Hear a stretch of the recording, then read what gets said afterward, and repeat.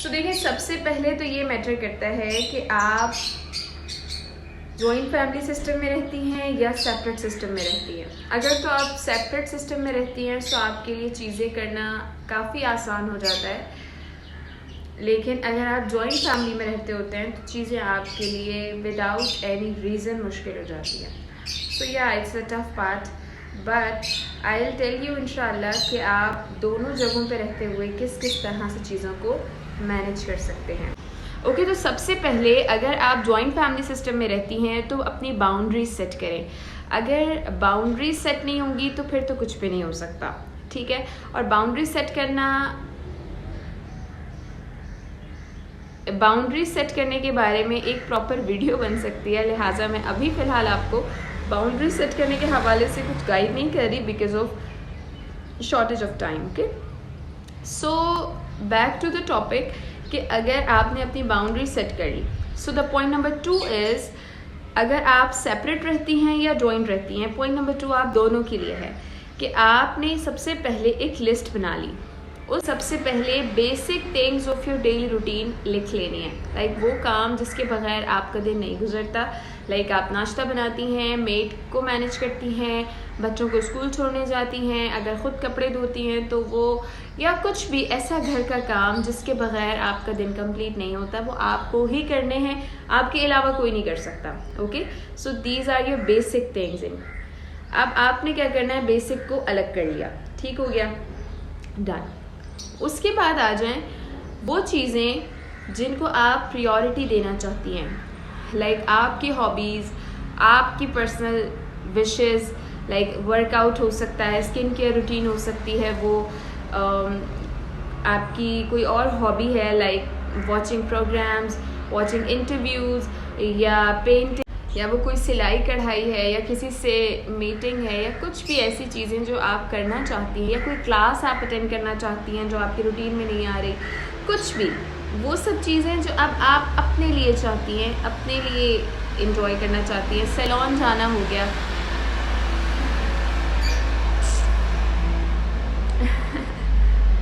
Sorry for the voice, salon जाना हो गया, या इस तरह की और कोई भी चीज़ें, ठीक है। अब सबसे पहले इन सारी विशेज़ में से वो चीज़ें अलग करें जो आपकी डेली होने की हैं, ठीक है। जैसे अगर वर्कआउट करना है तो डेली करना है, इसको अलग कर लिया। इसी तरह स्किन केयर करनी है तो डेली करनी है, इसको अलग कर लिया। इसी तरह पेंटिंग करनी है, सो मोस्टली पेंटिंग डेली नहीं हो रही होती, वो वीक में 2 to 3 टाइम हो रही होती है, तो उसको आपने वीकली पर्पस पे रख लिया, ठीक है। इस तरह आपको उठना कितने बजे है, सबसे पहले सोने और जागने की रूटीन बनानी है। जी हाँ, सबसे पहले अगर आप सोने 11 बजे जाती हैं और आँख आपकी 1:30 बजे बंद हो रही है, सो इट मीन्स कि आप मोबाइल ज़्यादा यूज़ कर रही हैं। सो आपने फिर जब अपना स्केड्यूल बना लिया, सो आप इंश्योर करें कि आपने जैसे ही सोने के लिए जाना है वैसे ही आपका वाईफाई ऑफ हो जाना चाहिए, या एटलीस्ट मोबाइल साइलेंट हो जाना चाहिए। कुछ भी ऐसा कि जिससे आपको ख़बर ना हो कि आपके मोबाइल पे मैसेजेस आ रहे हैं या कुछ भी, ठीक हो गया। अच्छा जी, अब ये वो चीज़ें हैं जो आपने ही करनी है, कोई और आके आपको नहीं बोलेगा। सो प्लीज़ इन चीज़ों को मेंटेन करें, ठीक है। दुनिया इधर से उधर हो जाए, आपने अगर स्केड्यूल को फॉलो करना है तो आपको ये चीज़ें स्ट्रिक्टली फॉलो करनी पड़ेंगी। ओके जी, इसके बाद आप क्या करते हैं कि आपने टाइमिंग्स सेलेक्ट कर ली कि मैं इतने बजे सोऊंगी, इतने घंटे की नींद करके मैं उठ जाऊंगी, ठीक है। अब वो कम से कम 7 घंटे तो लाजमी होने चाहिए आपकी नींद के, अदरवाइज़ आप उठ गए, ठीक है, सोकर, और आपने क्या किया कि उसके बाद जो आपकी सोकर उठने के बाद आप अगर नमाज़ पढ़ रही हैं तो नमाज के बाद और आदो वज़ाइफ या जो भी वो जो आपका नमाज टाइम है, प्रे टाइम, उसको आपने कितना टाइम देना है, फजर, ज़ोहर, असर, मगरिब, इशा के लिए टाइमिंग्स अलग हो गई, ठीक हो गया।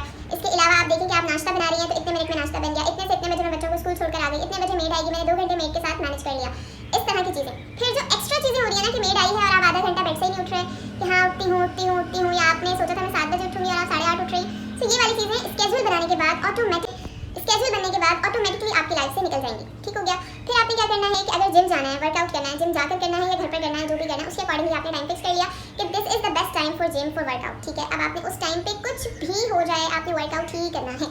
खाने की जहाँ तक बात आती है, मुझे ऐसा लगता है कि हम लोग शायद रोज़ सोचने बैठते हैं कि आज क्या पकाएं तो लेट हो जाता है। यही सोचना आप एक दिन पहले रात को कर लें, एक रात पहले सोच लें कि कल मुझे क्या पकाना है, उसकी जितनी भी सामान आपको चाहिए, सब्जी है, गोश्त है, जो भी है, वो आप रात को मंगवा लें और सुबह आप देखिएगा कि आप जब नाश्ता बना रही होंगी ना, आपका दिल होगा मैं साथ साथ ही खाना बना लूँ ताकि मेरा टाइम वेस्ट ना हो। ठीक हो गया। सो ये चीज़ है। बाकी जब आप अपनी विशेस को प्रायोरिटाइज करेंगी, उनका टाइम फिक्स करेंगी कि आधा घंटा जिम जा रही हूँ, 1 घंटा जिम जा रही हूँ, तो हमने क्या किया, सबसे पहले अपनी बाउंड्रीज सेट की है लोगों के नज़दीक कि हमें कुछ भी हो जाए हम अपने स्केड्यूल से पीछे नहीं हटने वाले, so please don't disturb and don't interfere in my life. ठीक हो गया। चले जी, तो बहुत स्ट्रिक्टली आपने रूल बता दिया, स्ट्रिक्ट रूल है जो आपने फॉलो करवाना है। ओके, अब क्या है कि जी सेकंडली आपने बेसिक थिंग्स को अलग कर लिया, उसके बाद अपनी विशेस को अलग कर लिया, फिर बेसिक और विशेस वाली दोनों चीज़ों में हमने टाइम मैनेज कर लिया। ठीक है। अच्छा जी, फिर जो विशेस वाली चीज़ें हैं उनमें हमने डेली पर्पस की चीज़ें अलग कर ली और वीकली पर्पस की अलग कर ली। तो डेली बेसिस की चीज़ें उनके टाइम मेंशन हो गए, जो वीकली पर्पस की है उनकी टाइम मेंशन हो गए। अच्छा जी, अब मैं आपको एक बात बताऊं, जब आप वीकली चीज़ ऐड करेंगे सो ऑटोमेटिकली डेली चीज़ में से जो एक्स्ट्रा टाइम आपने खुद को दिया होगा वो यहाँ यूज़ हो जाएगा। ठीक है। सो द थिंग कि आपने चीज़ों को कैसे मैनेज करना है। ठीक है। बेसिक चीज़ को आपने जब अलग कर लिया, प्रायोरिटाइज कर लिया, इसी तरह आपने डेली पर्पस और वीकली पर्पस की चीज़ों को अलग कर लिया। तो देखिए बेसिक में इतने भी कोई काम नहीं होते जितना हम टाइम वेस्ट कर रहे होते हैं, चीज़ों को ज़्यादा सोच रहे होते हैं, वो इतना होती नहीं है। खाना बहुत लंबा भी होना तो 2 घंटे लगते हैं और सब बन जाता है। ठीक है।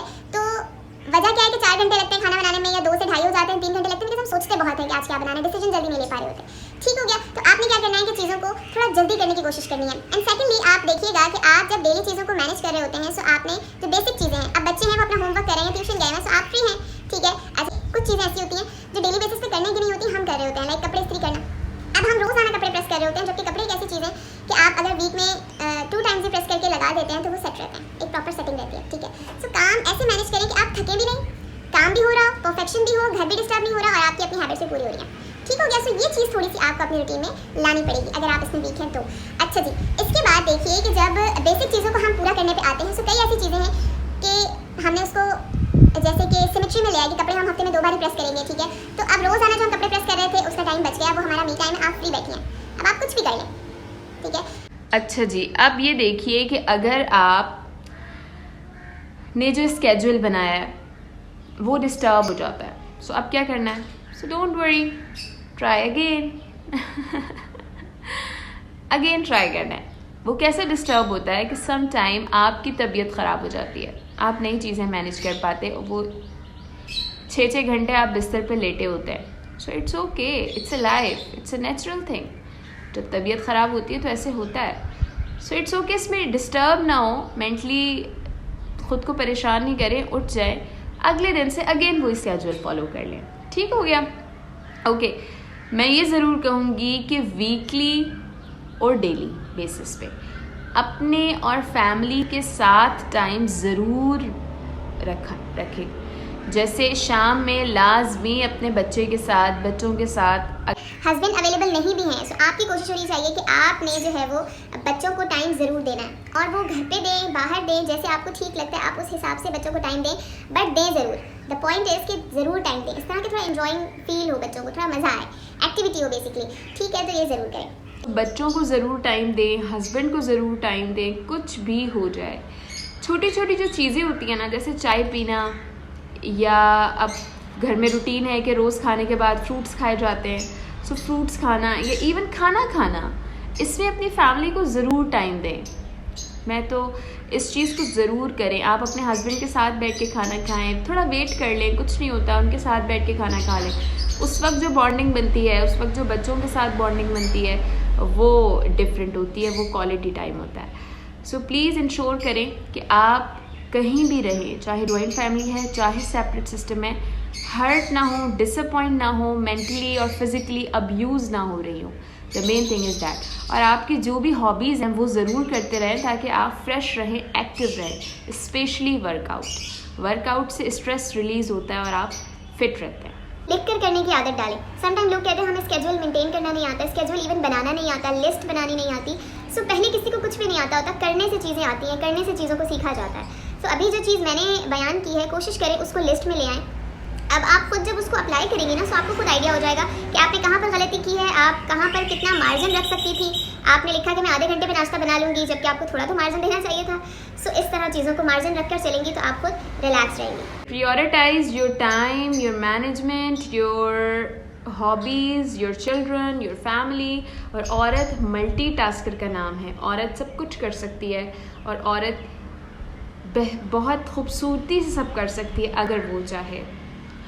सो ऊपर की चीज़ों को खुद पे हावी ना होने दें। कुछ भी हो जाए, जैसा भी ज़माना चले, आप अंदर से स्ट्रॉन्ग हो, आप अंदर से रिलैक्स हो, चिल करें। कुछ भी हो जाए, आपकी हॉबीज़ ख़त्म नहीं होनी चाहिए। आप अब जिस चीज़ में आपको खुशी मिलती है वो ज़रूर करें, चाहे वो खुली हवा में 10 मिनट सांस लेना ही क्यों ना हो। अगर आपको अच्छा लगता है तो जाएं और लें सांस। कौन है जो आपको रोकेगा? और रोकने वाले तो फिर किसी भी चीज़ को रोक सकते हैं। आप क्यों डिस्टर्ब होती हैं, वो भी किसी की वजह से, जिसको आपकी खुशी का एहसास नहीं। उनके लिए ख़ुद को कभी मत थकाएं। पोलाइटली ब्यूटीफुली चीज़ों को मैनेज करें, किसी से बदतमीजी नहीं करें, बड़ी खूबसूरती से चीज़ों को अपने हिसाब से लेकर चलें। दूसरों को भी अंडरस्टैंड करें, थोड़ा मौका उन्हें दें, थोड़ा खुद का मौका रखने का लाजमी करार दें। ठीक हो गया? अच्छा जी, अब हम आ रहे हैं इस बात की तरफ कि जब आपके गेस्ट आ जाते हैं जो कि हमने स्केड्यूल में रखे ही नहीं है, सो उस दिन आप समझे कि आपका चीट डे है। The guest are coming and it's your cheat day. Okay, जैसे हम डाइट में भी चीट डे रखते हैं, बिल्कुल इसी तरह अगर गेस्ट आ रहे हैं तो it's okay, it's your cheat day. अब आप एंजॉय करें, ये कुदरत की तरफ से आपको रिलैक्सेशन मिली है, स्केड्यूल से हट के थोड़ा छुट्टी टाइप एंजॉय करें, इसका कोई फर्क नहीं पड़ता। ठीक हो गया जी? सो बहुत खुश रहें, खुश रखें और मुझे दुआओं में ज़रूर याद रखें। नेक्स्ट वीडियो आपको किस टॉपिक पे चाहिए कमेंट बॉक्स में ज़रूर मेंशन करें।